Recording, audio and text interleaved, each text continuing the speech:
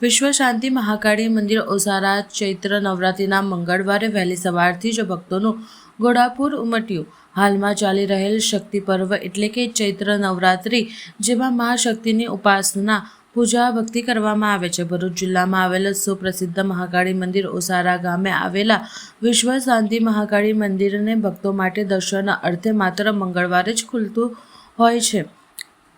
દક્ષિણ ગુજરાતમાં સુપ્રસિદ્ધ મહાકાળી મંદિર ભરૂચ જિલ્લાના ઓસારા ગામે આવેલું છે, જ્યાં મહાકાળી માતાજી સ્વયં પાવાગઢથી બિરાજમાન છે।